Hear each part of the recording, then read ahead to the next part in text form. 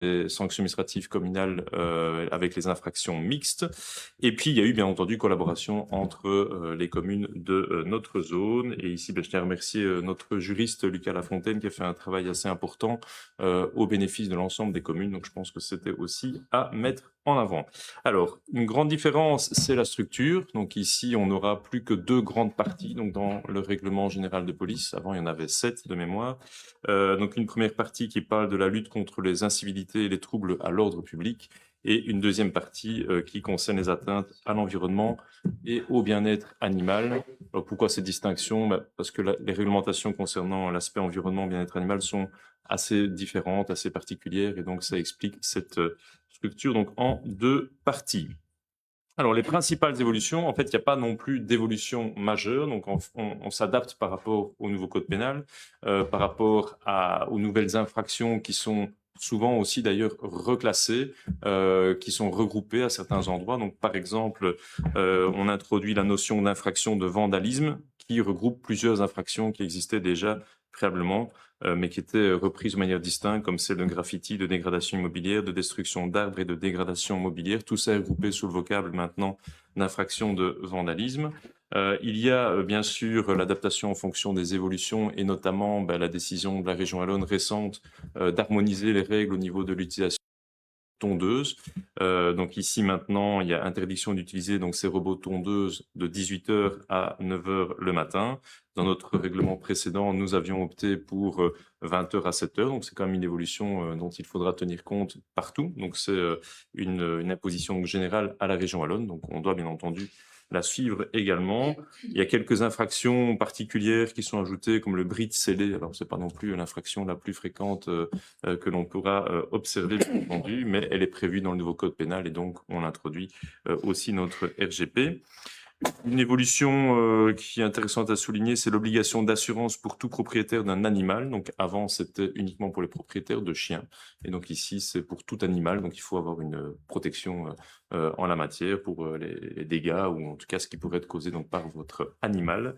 Et puis il y a bien sûr toutes les adaptations récentes qu'on avait passées au conseil communal il y a quelques temps au niveau stationnement, mobilité, donc des adaptations qui étaient nécessaires, qu'on reprend bien entendu dans ce nouveau règlement général de police de nos zones, de notre zone, et qui est assez similaire finalement à ce qui est proposé au niveau provincial. Donc l'idée, c'est d'avoir une sorte d'harmonisation, puisque donc il y a à la fois le travail des hommes de notre zone, des hommes et des femmes d'ailleurs, mais il y a aussi surtout le travail du fonctionnaire sanctionnateur, qui est pour beaucoup de communes, je pense chez nous en province du Brabant-Wallon, presque toutes gérées donc par les agents sanctionnateurs de la province.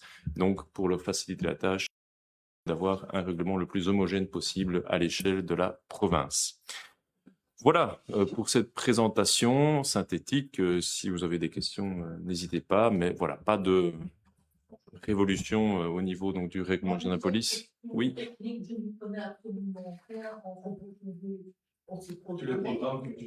oui, hein. Ah oui, s'il faut aller chaque fois l'éteindre, oui. Non, c'est programmable, il n'y a pas de souci. Pas de remarques, pas de questions? Très bien. Comme ça, on est la première commune à adopter le règlement général de police dans notre zone. Donc, on peut s'en féliciter. Voilà. Je ne sais pas si vous voulez, bien entendu. Voilà, merci Lucas en tout cas pour le travail réalisé, c'est certain. Merci. Alors le troisième point, donc protocole d'accord avec le procureur du roi, en lien donc avec les sanctions administratives communales. Donc c'est intégré donc dans ce qu'on vient de voter. Donc en fait il y a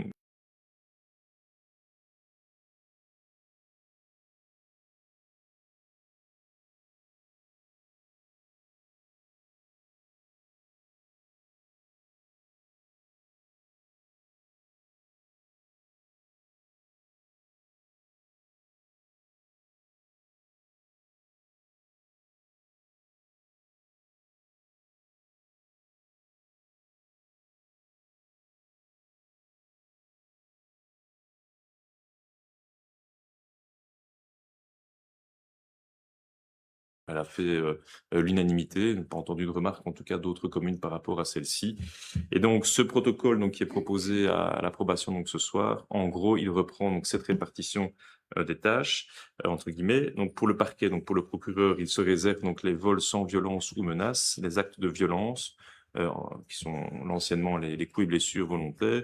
Et par contre, ce qui est intéressant, donc c'est pour le fonctionnaire sanctionnateur. Donc ça veut dire que le fonctionnaire ne doit pas attendre que le procureur dise je ne m'en occupe pas. Donc il peut pour les infractions suivantes tout de suite poursuivre. Donc il y a un gain de temps puisque je pense qu'il faut attendre normalement 2 mois avant que le procureur ne dise je m'en occupe pas avant de pouvoir poursuivre. Donc c'est toujours 2 mois de gagner.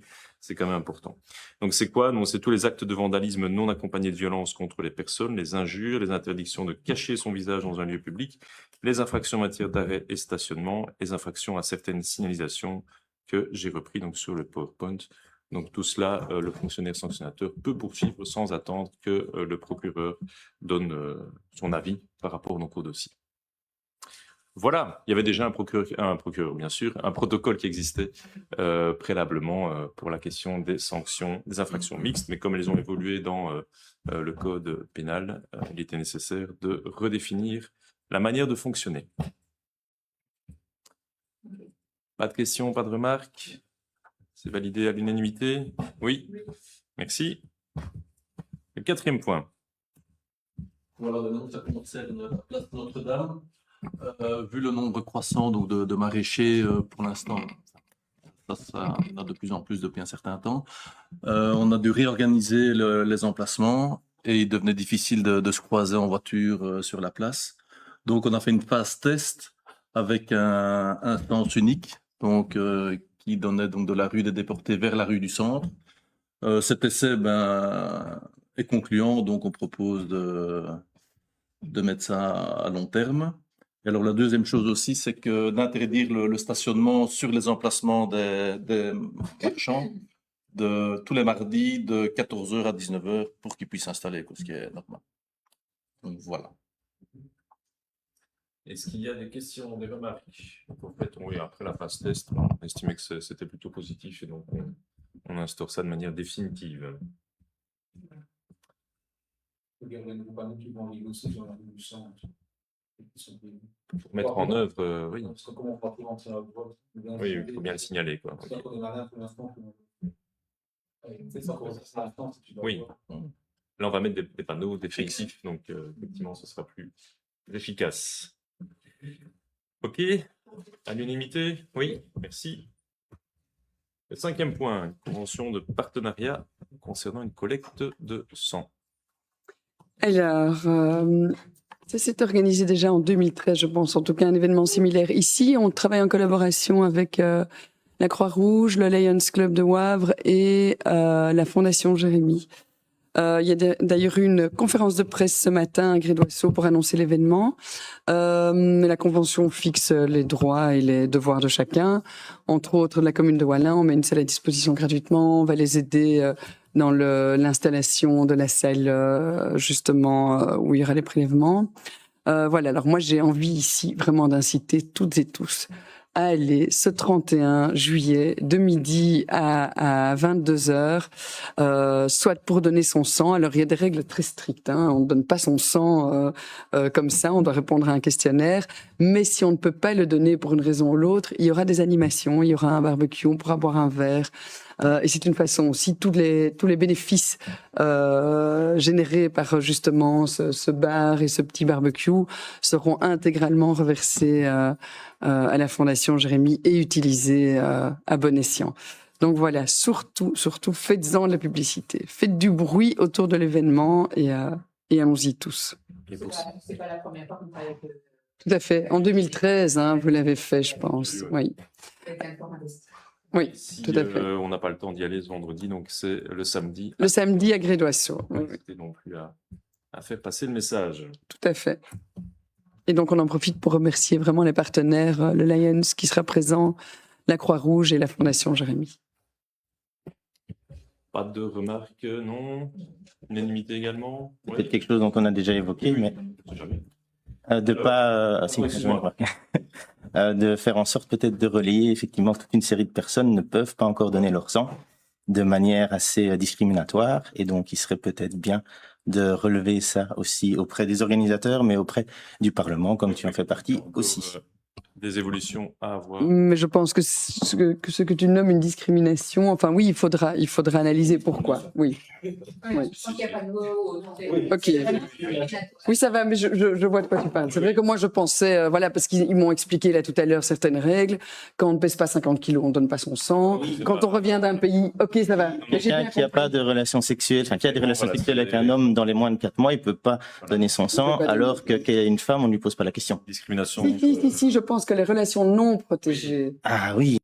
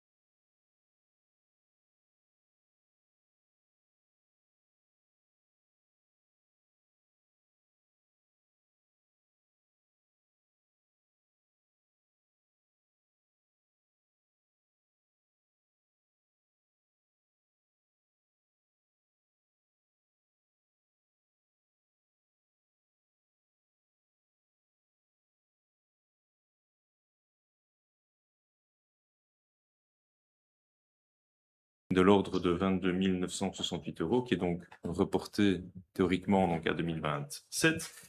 Et donc ça veut dire effectivement qu'il n'y aura pas de dotation supplémentaire. Après, pendant l'année, il peut toujours y avoir des modifications budgétaires, mais à ce stade, ce n'est pas le cas.